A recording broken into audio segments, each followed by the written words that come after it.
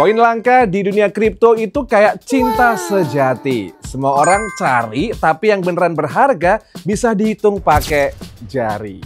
Kamu pasti sering dengar istilah supply di dunia kripto kan? Nah, supply ini sebenarnya hal yang penting banget. Karena jumlah koin atau token yang beredar di pasar bisa mempengaruhi harga suatu aset. Logika sederhananya gini, kalau barangnya langka, sementara banyak orang yang mau beli, harganya bisa naik. Tapi kalau supply-nya banyak dan gak ada yang minat, ya harganya cenderung stagnan atau malah turun. Makanya, memahami supply token itu penting banget buat kamu yang mau belajar analisis fundamental kripto.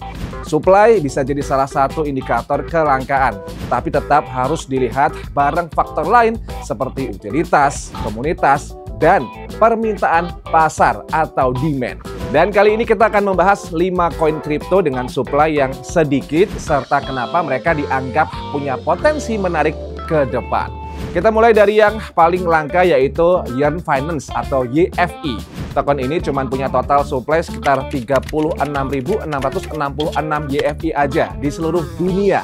YFI adalah token dari platform yield farming yang membantu pengguna memaksimalkan hasil investasi di dunia DeFi. Karena jumlahnya super terbatas dan punya fungsi nyata, YFI sering disebut sebagai Bitcoin-nya DeFi.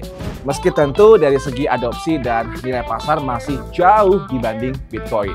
Selanjutnya ada Multiverse X atau EGLD dengan total supply maksimal 20 juta token. EGLD ini adalah blockchain yang fokus pada kecepatan dan efisiensi transaksi. Dengan teknologi adaptive state sharding yang membuat EGLD bisa memproses ribuan transaksi per detik sambil tetap aman. Kombinasi supply terbatas dan inovasi tinggi bikin EGLD menarik bagi investor jangka panjang. Next ketiga ada Wrapped Bitcoin atau WBTC. Di mana WBTC adalah versi tokenisasi Bitcoin di jaringan Ethereum. Setiap satu WBTC didukung oleh satu Bitcoin asli yang disimpan sebagai cadangan. Meski didukung oleh 1:1 Bitcoin asli, jumlah WBTC bisa naik turun sesuai dengan permintaan pengguna dan proses wrapping. Karena supply-nya mengikuti Bitcoin, jumlah WBTC juga terbatas dengan maksimal 21 juta unit. Mungkin kamu bertanya, terus fungsinya si WBTC ini apa? Ya, supaya pengguna bisa pakai nilai Bitcoin di berbagai aplikasi DeFi, termasuk juga di Ethereum. Lanjut urutan keempat ada King of the King Crypto. Siapa lagi kalau bukan Bitcoin?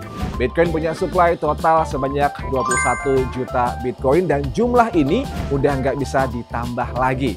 Setiap 4 tahun sekali terjadi halving, yakni pengurangan imbalan para penambang atau developer.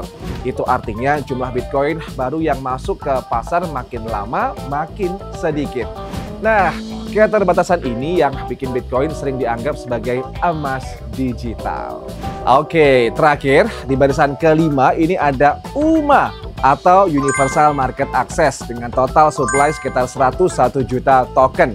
Nah, UMA adalah protokol yang memungkinkan siapapun membuat aset sintetis di blockchain Ethereum. Aset sintetis ini bisa merepresentasikan saham, komoditas, atau indeks tertentu. Konsepnya unik dan supply-nya juga cukup terbatas. Jadi UMA jadi salah satu proyek DeFi yang menarik buat diamati. Nah itu tadi 5 koin kripto dengan supply paling sedikit dan potensi yang menarik untuk dikulik lebih dalam. Tapi perlu diingat, supply kecil bukan jaminan harga akan naik. Masih ada banyak faktor lain seperti utilitas, komunitas, dan permintaan pasar atau demand yang menentukan nilai suatu aset. Jangan pernah tambahkan sambal kalau lagi makan kue putu. Ini bukan ajakan untuk menjual atau membeli aset kripto tertentu. Dan utamakan selalu lakukan riset sendiri atau do your own research sebelum mengambil keputusan untuk berinvestasi kripto. Oke, jangan lupa like, comment, share, dan juga subscribe buat dapetin info kripto terbaru dari Indodax. Sampai jumpa di video edukasi di Cryptopedia selanjutnya. Cuci tangan sampai bersih. Cukup sekian dan terima kasih. Obrigado, ciao.